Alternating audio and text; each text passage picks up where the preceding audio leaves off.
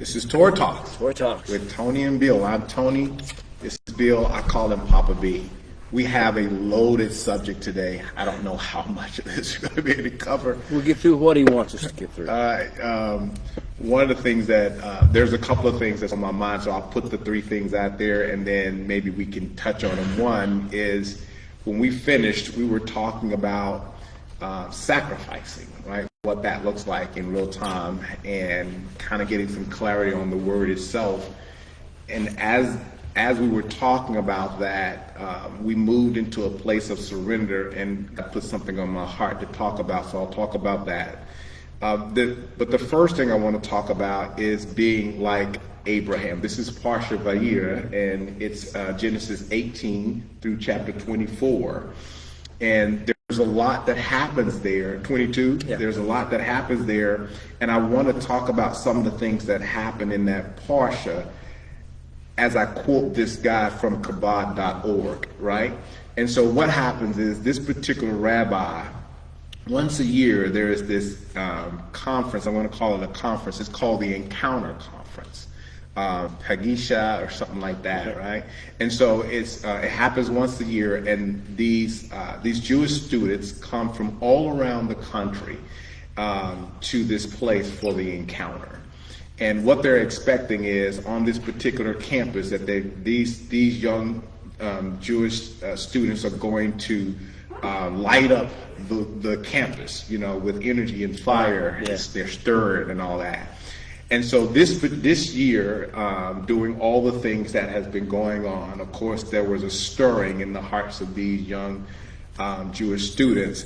And it was about 1,200 students in this place at one time, and he was excited that he got a chance to speak to them, especially in the midst of everything that's going on. And he titled this writing, "What I Said to 1,200 Jewish Students." Wow. This is a beautiful story, but the story is based on the story of Abraham, this Parsha. And if I had to theme it, I would say his primary message to them was, own the world, right? Own the world like Abraham did. And this is a statement that he made, and I want us to jumpstart this Torah Talks from this statement. This was something he said to them. He says, be like Abraham.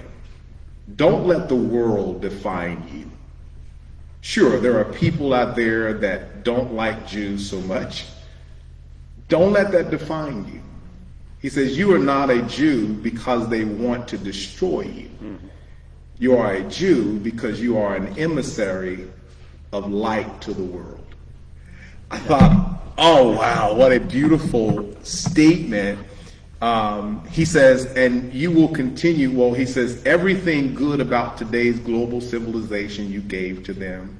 The humanitarian values they throw in your face, you taught them. The world as we know it could never have come to be without your stubborn, indestructible, undefeatable persistence to do what is right, what is good and true. He says, and you will continue to do so with mitzvahs, the instruments of light, with Torah, the bearer of wisdom, with courage and chuppah, like Abraham. Take ownership, shatter the narrative, don't let hatred define you. I wanted to talk from there. I wanted to start our conversation from there. Don't let hatred define you. In fact, don't let anything that's going on in this narrative define you. That's not where our identity, our intrinsic value comes from. It comes from the Father. Before we have "and he appeared," some other things happened. Right? And I want to talk into what happened. I want to get to he appeared, but I want to walk into that. And so can you sum up for us what Abraham's life was like before this appearance took place? Exactly. And I think that's one of the things. We all have a story to tell that's not just one event.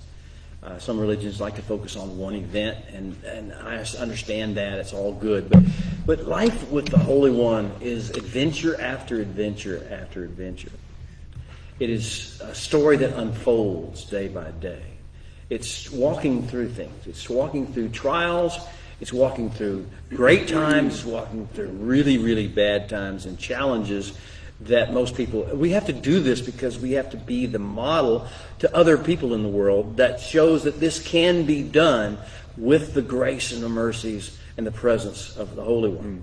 When you walk in covenant, you walk in the ways of the Holy One, there is a way to supersede, to transcend, to overcome no matter what life throws at you, no matter what hatred people fling at you, no matter what evil they do to you, no matter what violence they commit against you or against your family, no matter how bad it gets out there, no matter how the economy gets, no matter how bad the war gets. But if you have a history of walking through things with the Holy One, that's where you begin to develop and grow in grace. We call it growing in grace, not just receiving grace, but growing in grace. Noah had grace. Abraham grew in grace. Now, this idea of who Abraham is, 6 chapters of Torah, that is a lot of documentation. That's a lot of things have happened on the bridge. To have 6 chapters of Torah dedicated to the prelude to Abraham's and he appeared experience. And that experience takes Abraham from the time he first heard the voice. Well, he didn't see a form. He just heard the voice. And the voice was so magnetic and so powerful that it rocked his world, it changed his life. He had this experience where the Holy One called him at a time when he was incapable of doing anything beyond the normal or ordinary. And he called him to greatness. He called him to be a great nation. He called him to be a blessing when he had nothing to bless people with. He didn't even have a desire to bless people. We don't have any reason to believe. But now suddenly he sees his purpose on earth by this first one encounter. It's just a verbal encounter. The voice of the Holy One speaks. The power and magnetism of his words speaks to Abraham. And suddenly Abraham begins to see he's here to be a blessing to the world. He is here to be an offset, a counterbalance, a strategic counterbalance to all the hatred, all the violence, all the corruption, all the flesh-driven stuff that men do. He's here to provide a more excellent way. So he gets this vision, but now he has to walk it out. So he has to walk it out in the midst of, starts with a famine. He has to go to Canaan and there is no food. So he has to go to Egypt and he has to deal with an existential threat to his life. If he just tells them who he is, if he's honest, he has to deal with this issue. He'll die. Yeah. He tells Sarah, I'll die. He has to deal. Now he's going to grow in grace. But at the present time, he deals with this issue and he has to walk through this process. And nevertheless, the Holy One blesses him while he's there. He also suffered while he was there. He was separated from Sarah that whole time.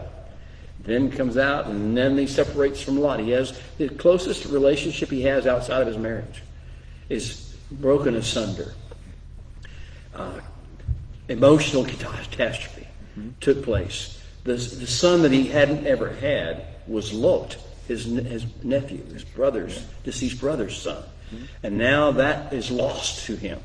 How can he walk through these things? You say, it's not supposed to be this way. Oh, if we're going to be the example to the world of how you can walk through challenges and walk through trials that other people cannot walk through, if we're to overcome and supersede and transcend, we have to walk through those things. So he walks through the loss of Lot, and then he walks through war. World war breaks out around him. He has no power to control it. The kings of the north invade the kings of the south. Pillaging and rape and murder and horrible things are taking place. And captives are taken and human trafficking is engaged full on. The evils of the world are manifesting and Abraham is trying to keep an offset going and build over it quietly at his little tent or a series of tents in Hebron. He's entertaining strangers. He's entertaining those who come by, those who are broken and lost and hungry and thirsty, and he feeds them. And so it's where he wound up with 318 young men who weren't part of his family, were born in his household because he was open to hospitality. He was providing the counterbalance to all the people who needed it most, and therefore they were now with him. So that's happening, and now he's growing and growing, and now we have this issue of fighting with his wife over the decision that she made and they made to have a child through Hagar. And now the very closest relationship. We lost Lot earlier. Now he's in danger of losing his wife. His relationship with his wife is strained to the point that he's going to have to lose someone's going to give somewhere. So he's walked through situation after situation. And now he comes to a place just before chapter 18, and the Holy One appeared to him, went beyond just voice. Before he goes to the physical, the manifestation, something that Abraham could sense out was beyond just a voice that spoke to him. Before that happens, he calls Abraham into covenant with him. And he has him circumcise himself. And he begins to tell him, I am your exceeding great reward. Nothing on this earth will ever satisfy you. I am your exceeding great reward. Walk before me and be whole. And before the world, walk before them and behold as well. And we ended it last week with that. And Abraham has been growing in the grace that he was shown. He's been growing in this process and growing in his faith. And now we're about to have it challenged one more time. Actually, several more times. At a higher level. The stakes are about to go up. But the grace is about to go up with it. The stakes are about to go up. That's where I want to come. So Abram has an experience where he hears God at the initial calling, right? And he's called to cross over, right? He's going to learn this way that he'll have to model before the nations, before those that he's going to encounter.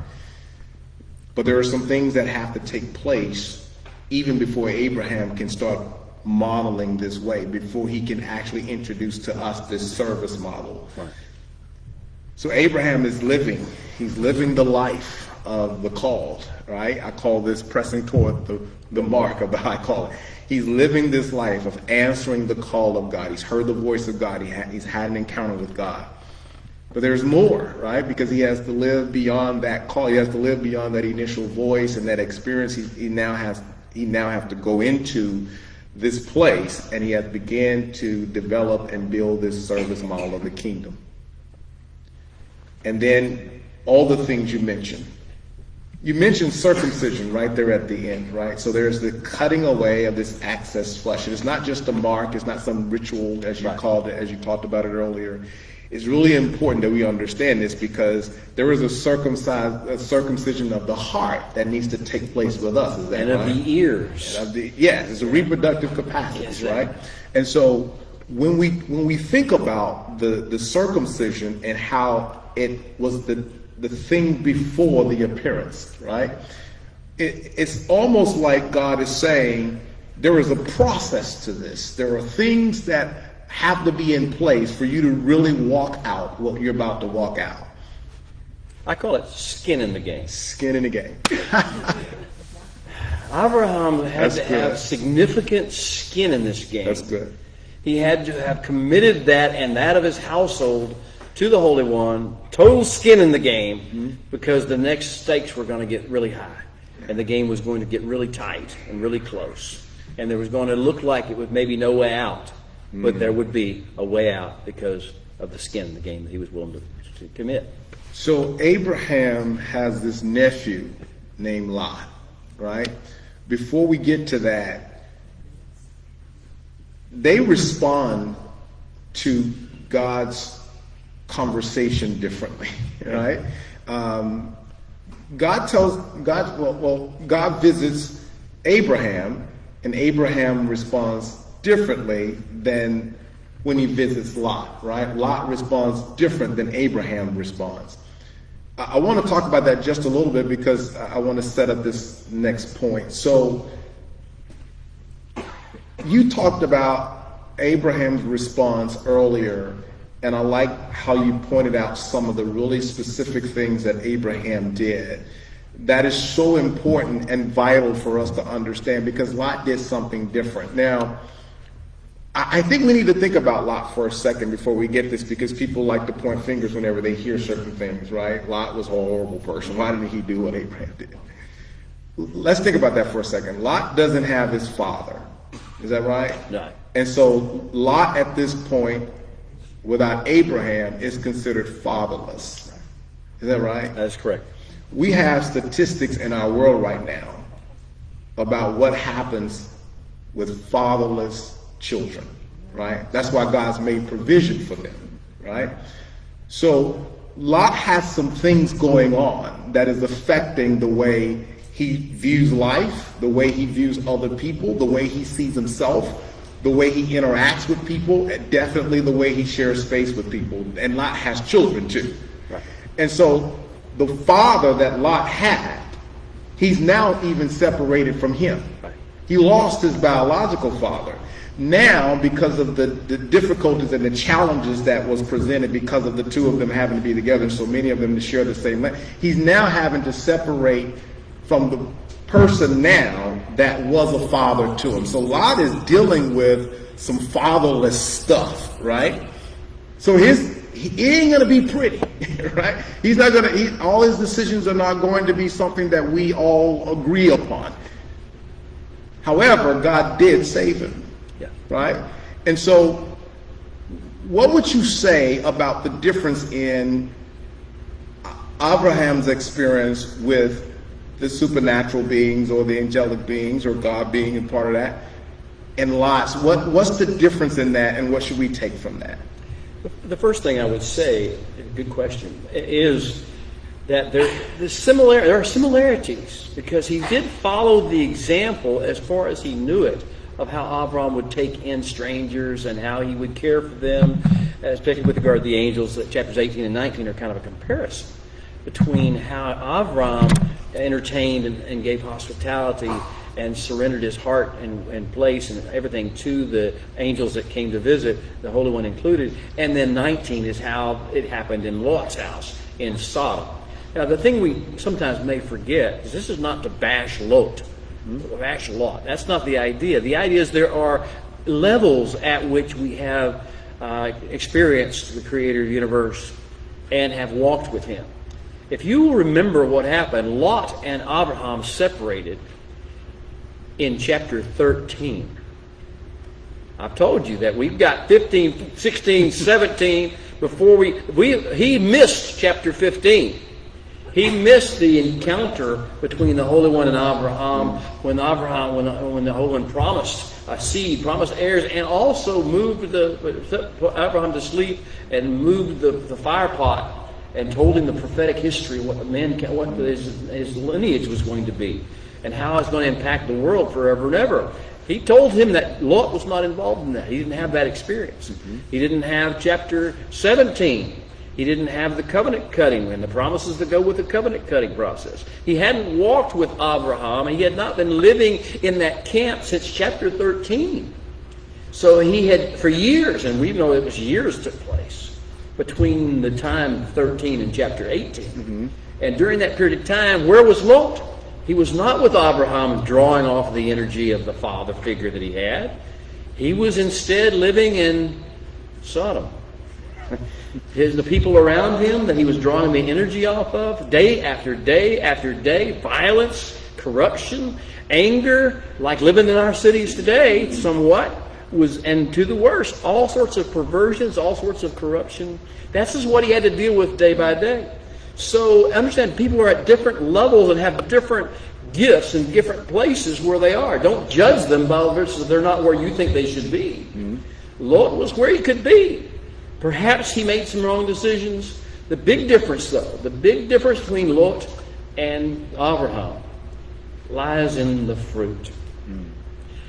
Both had received grace. Both had received blessing. Both had been responding to a call from the Creator of the universe to become a counterbalance and a strategic offset to the sin of the world.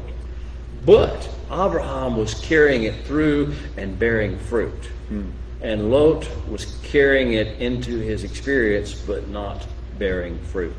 So what you're going to see is that in Abraham's house, when the angels come and the conversations take place, everybody's engaged. All the people there are fully involved. Sarah's making bread, and the young men are fixing the fatted calf.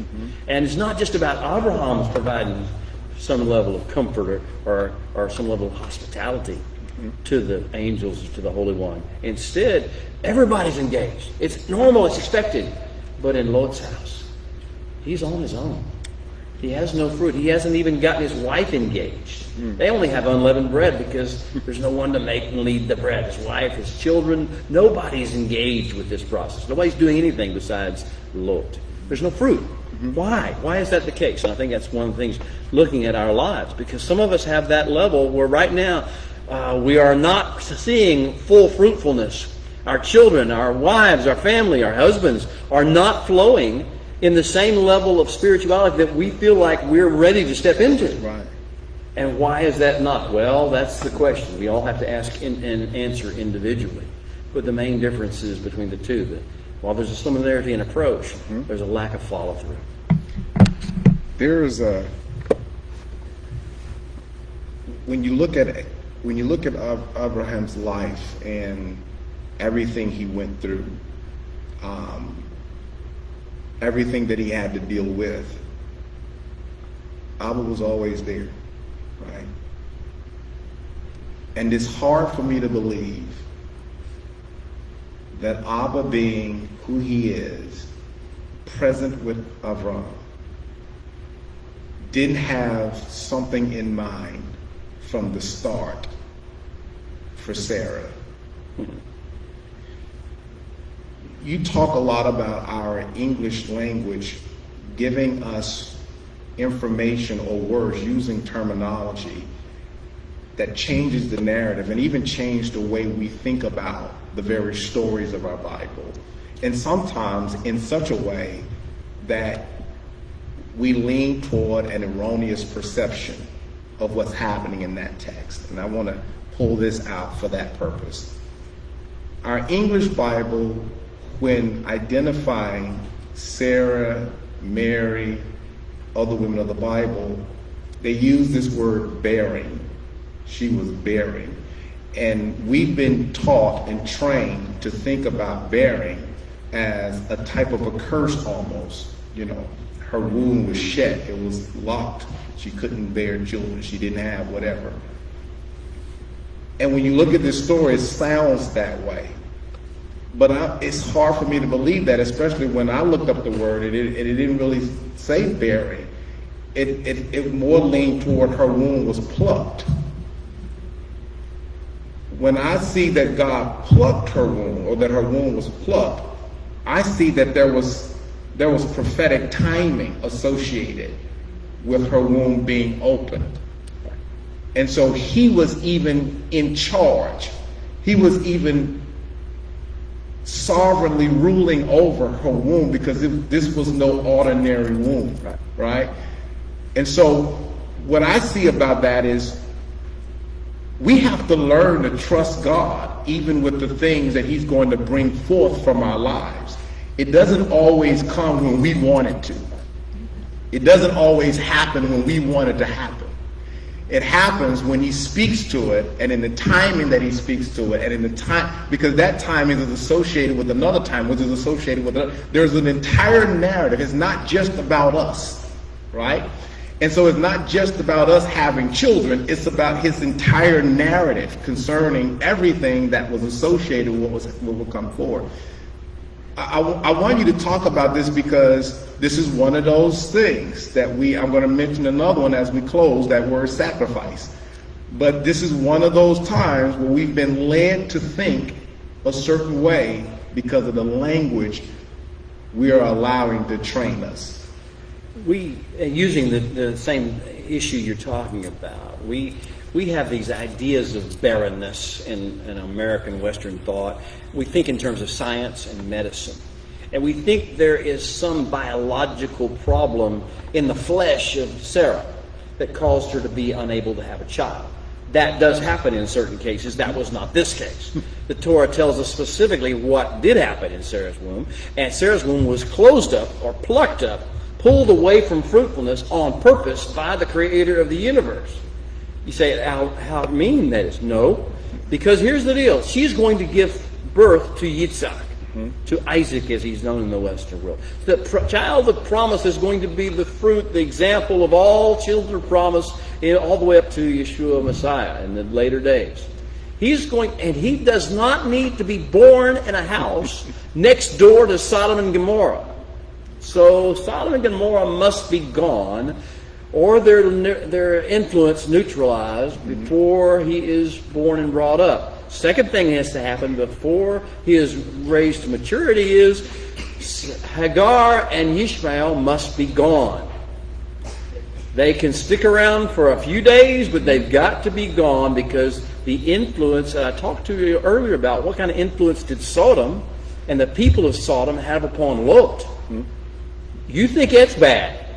Now take a young child, the child of promise, with all the gifts and callings of the Holy One upon their life, and now you entrust them to certain things that they should not have to experience, especially in their youth. And so the idea, the Holy One knows what we need. Now, I can't tell you that this applies to every woman who's barren or can't have a child. That's what this is talking about here. In the Torah, and same thing's going to happen with regard to Rivka, by the way. Whenever Yitzhak gets married, Rivka's womb will be plucked up. She's not having a biological problem. She has a spiritual issue that is not time yet for the children to be born. She's not ready for them to be born. Yaakov, in that situation, Yitzhak won't be ready for them to be born. There's a lot of stuff going to happen when they get born. Now, if you understand that the Holy One is at work here, and he is caring about the people involved, but he's more so involved with what needs to be happening, what needs to be prepared, what situations need to occur, when they need to take place. The Holy One is all into timing as well as effect. And he knows he can cure, he can heal any wound or scar that can be inflicted by the world or his delay in time. We could spend a lot of time there just because I think people, we need to understand that God's involved. Yeah. I think sometimes we forget that, right? What we're going through, what we're dealing with, what we're experiencing at the moment, and how old we are in those moments and how long this stuff has been going on. Sometimes we forget that God's still present and he's still involved in our situation. This other word I want to talk about is this word sacrifice, because we see that, from our understanding, we see that happening in Abraham's life, and it's starting to become a pattern. Abraham is having to give up and surrender things consistently. But this next, you talk about the high risk. I like that because that so describes where we're headed. In order for him to function beyond this moment and to function in a world where there's high stakes, and he'll have to stay in that mindset of being able to surrender, he had to have this experience with God. I want to use the word sacrifice because you're going to come and clear it up, right? So, what does it take for us to live in today's world with the issues we're dealing with right now? What does it take for us to live a life of surrender to that level? What comes to my mind is this scripture, and everybody knows it, we memorized it. And Paul, talking to the church at Rome, he says, I beseech you therefore, brother, by the mercies of God. And here's where I want to stop right there. We must have an accurate perception and view of God's mercy to be able to live the life of surrendering to the degree we have to surrender in the times we're living in. We need to have a proper assessment of mercy and understand what it's about. Because I think beyond that, Paul says now that we view mercy the way we do, we're now better capable of surrendering our lives unto him. And he says that's just your reasonable, it's the reasonable thing to do. Your service model. It's the service model. When you see, you experience, you encounter the mercy of God and you properly assess his mercy for what it is, the very next organic thing to do is to offer yourself, is to live in total surrendering. He says, now, there will be times in this surrendering where you'll have to do what he called the renewing of the mind, because your mind is going to read the environment and you're going to pull things from what you're experiencing and you're going to internalize it, or the tendency is to internalize it and go a different way and lean away from the proper alignment with God. He says, even though you're trying to surrender and live a life of surrendering, you're going to have to do that by constantly renewing your mind. Here's what I think he's saying. You're going to have to keep upgrading your thoughts to the view of mercy. Right. Everything that you deal with is going to have to be thrown against the wall of mercy. And you're going to have to look at and remember the mercies of God. When I look at Abraham standing there pleading with God or talking to God or trying to get an understanding about what God is about to do in Sodom, Abraham is saying, in view of your mercy, now that I've had my own experience with your mercy, is it possible that something else could happen versus what you're saying is about to happen? So I want to talk about that word sacrifice before I read our final deal, because you gave some understanding of that word that just helped put that whole thing in perspective for me. This context Tony's talking about, you're talking about, Tony, is that at the end of our partial era, chapter 22 of Genesis, the Holy One says something to Avram. He calls Avram. I told you the stakes are higher. And after this young child, this Yitzhak, is born, he's now grown, and he's the child of promise. He's the only one left in Avram's household. He's the apple of his eye. He's the delight of his life. And the Holy One says to him, what in English we think was translated as, go take him up on the Mount Moriah and sacrifice him to me. And the problem that we have, obviously, is that when you look at the text and you look at the Hebrew, the word that's used is not sacrifice. Sacrifice is a sense, we have a religious connotation we put to it, that it's more about the act of dying or the act but as opposed to the presentation, the cooperation in the plan, the greater plan. And so what he says to Avram instead is, take him and make him ascend to me as an olah, as a pleasing, fragrant aroma. And now, Avram, you're going to have to put that in some context.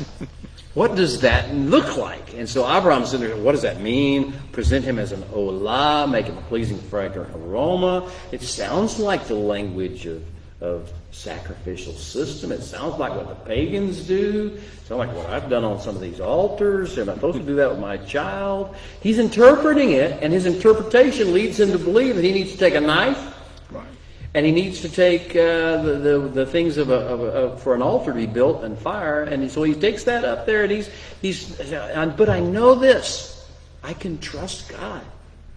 He's walked with me through all my life, through all my trials, through all my challenges. He's never led me wrong with his words. He's always, so therefore, I don't know what this means. I don't have grid to put this into it, but I know it's something about more than a sacrifice here.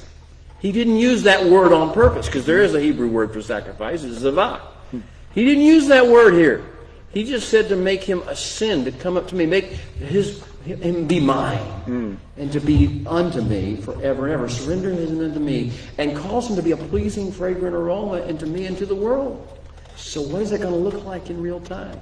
And the Holy One knows, but Abraham didn't know. But Abraham knew this. He knew he could trust the Holy One. Mm-hmm. And this is where we are with regard to, we think of sacrifice, I'm giving up these things for God. Sure. He says, I appreciate your thinking that way. You're not giving, I don't need anything you have. I'm not relying upon anything you have. What you are doing is opening the doors of heaven so you can receive what you really need to have, which is much greater than what you're offering. Mm-hmm.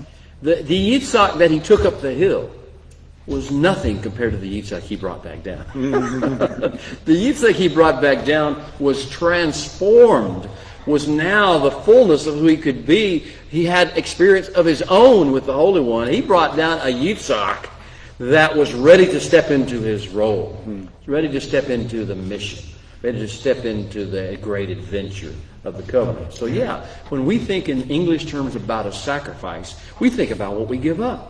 And the Holy One says, you could never give anything up. I will not give you more. You are giving it up because you need to get rid of it, because you've got to make room for what I want to give you. So that's the idea of the sacrifice, the difference in the Hebrew perspective versus the English Western mindset. Oh, that's good. That's good. When you were talking, I was just thinking of how destructive a misinterpretation could be. Yeah.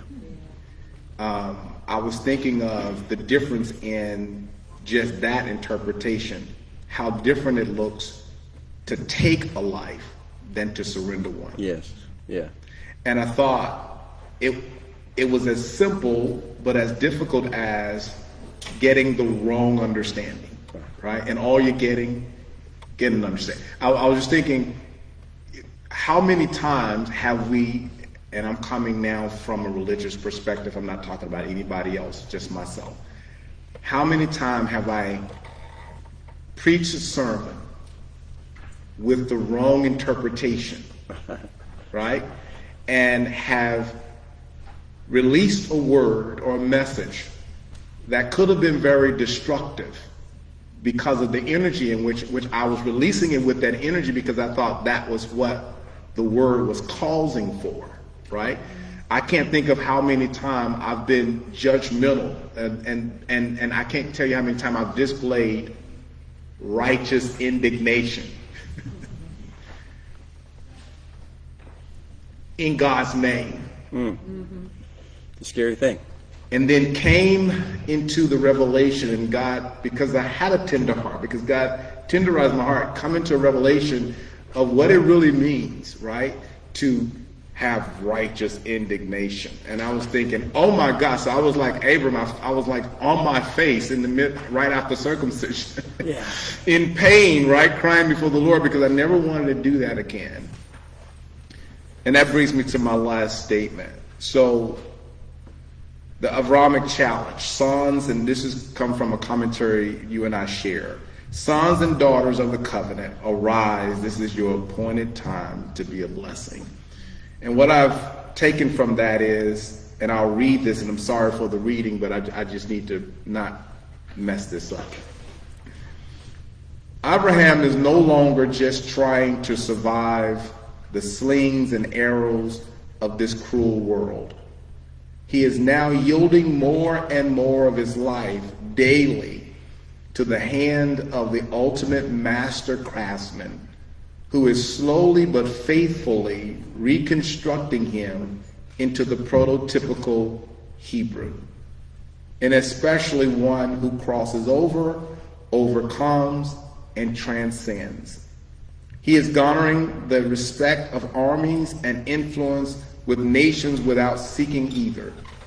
He is becoming a regular in the courts of the kingdoms of this world, and even more so in the courts of heaven. He is now a seasoned and fully functioning co-laborer with the Creator of the world. This is the high calling. This is the great adventure. This is the eternal covenant. I thought,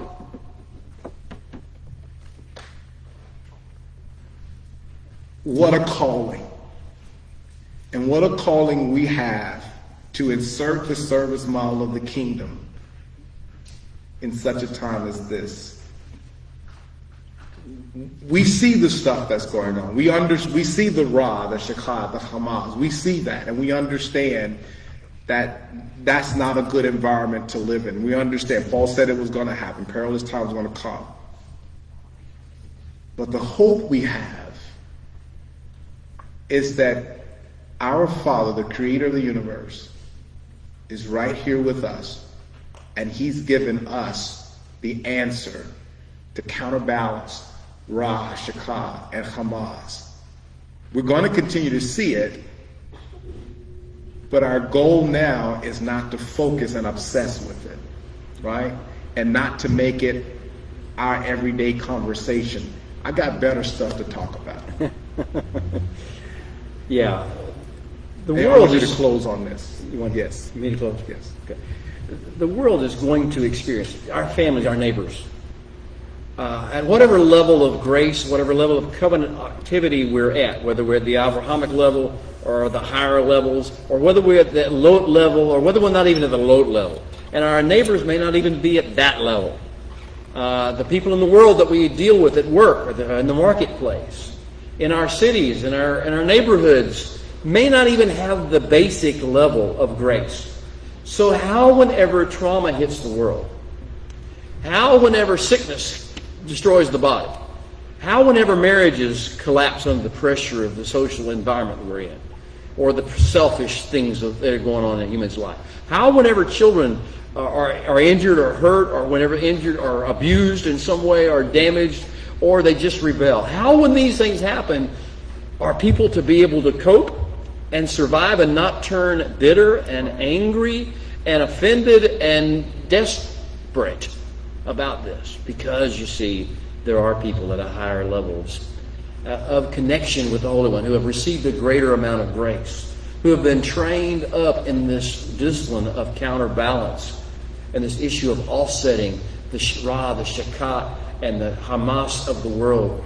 And they can provide an example, a more excellent way. Mm-hmm. So the difference, what sets us apart at different levels of the covenant versus the people who have not, is they have, the people at the lower level who have no real connection with the Holy One, who have not experienced His grace, who have not walked in the wisdom of His covenant, who have not found Him trustworthy over the course of a lifetime, is they have no hope. They just see how terrible it is. And they're frustrated, and they're angry, and they're offended, and they say nasty things, and they accuse people of blaming them for this and that and other. They get out in the streets and march and rampage and riot. They do all these things because they have no real hope and no real vision. And that's where we come in. We're not better than them. We've just received more grace. We receive more wisdom from the Holy One by virtue of walking with Him over the course of years. So our response is not to judge them. Right. How stupid you are, how foolish you are, how rude you are, how violent you are, how beneath us you are. That's not it at all. The idea is we have transcended, we have overcome the worst of the things that the world has given us. Holocaust. We've recovered. We recovered. We're coming back. We're standing firm. We're standing in the covenant because He's good and He's worthwhile. And so we transcend and we cross over. We avar. We look back and say, does anyone want to come? Does anyone want to overcome? Does anyone want to grab a hold of this hope? Does anyone want to transcend the trials and the tribulations and see there is a purpose for all this and a glorious way to redeem what has been lost and broken? And that's the message. That's the higher level, higher stakes level. Yes, we go through things. Yes, we endure great things. Even the war with Hamas right now that's going on, the atrocities that we've endured. We endure them. We walk on. We do not stop what we're doing. And we don't sit there and judge and be angry. We lose the ability. We need to lose the ability to be vengeful and want to hurt people. The idea is we have to do what we have to do. Right. But once that's over, we offer them a hand. For those who are left, we offer that hand and say, if you want the more excellent way, it's available to you as it is to us. There's no difference. We'll close on this song. There is a songwriter that wrote this song, and it's the theme of my heart right now. We're coming back to the heart of worship because it's all about you. Shabbat Shalom. Shabbat Shalom.